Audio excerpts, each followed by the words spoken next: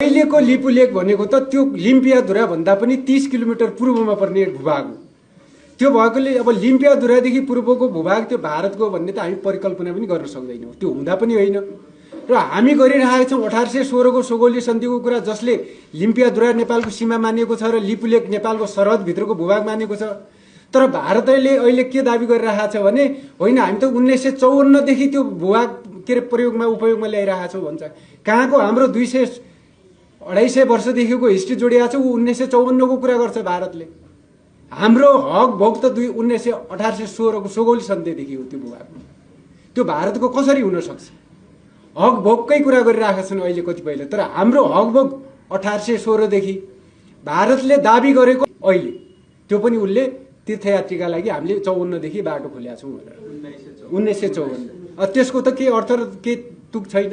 अझ त्यो कुरा के पनि हो भने हाम्रो त्यति बेलासँग उत्तरी छिमेकी राष्ट्र चीनसँग दौत्य सम्बन्ध पनि स्थापित भएको थिएन। त्यसको दोस्रो वर्ष 1955 मा मात्रै हाम्रो चीनसँग दौत्य सम्बन्ध भयो। त्योभन्दा अगाडि भारत र चीन बीच त्यस्तो सम्झौता भएको छ भन्ने उनीहरूको त्यो आफू खुसी दस्तावेज त्यसरी उनीहरूले पेश गरिरहेका छन्। त्यसलाई नेपाल सरकारले अहिलेसम्म मान्यता दिएको अवस्था पनि छैन।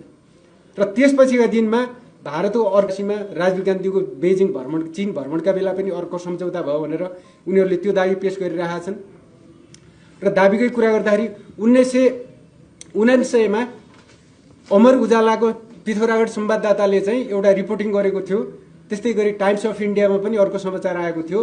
त्यति बेला भारतले चीनसँग पारवहन सुविधाका लागि चाहिँ लिपुलेक प्रयोग गर्ने भन्ने कुरा जुन समाचारमा आयो, त्यो समाचारको खण्डन गर्दै नेपालमा काठमाडौँमा एउटा इन्टरेक्सन कार्यक्रम भएको थियो।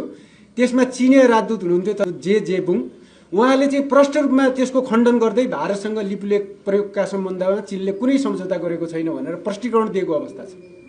र त्यसपछिका दिनमा 2005 मा पनि चीनले अर्को सम्झौता गरेको थियो, के अरे भारतले अर्को सम्झौता गरेको थियो चीनसँग। त्यति बेला यो कुरा उठ्न सकेन। भलै परराष्ट्र मन्त्रालयले एउटा खण्डन गरेको थियो, त्यो खण्डन मैले मेरो पुस्तकमा पनि राखेको छु। तर त्यो परराष्ट्र मन्त्रालयको त्यति बेलाको खण्डनले के भन्छ भने कालापानी सम्बन्धमा भारत र चीनबीच कुनै सम्झौता भएको छैन भनेर जानकारी गराइन्छ भनेर लेखेको छु, जबकि त्यसमा लिपुलेक भन्ने शब्द पारिएको छैन।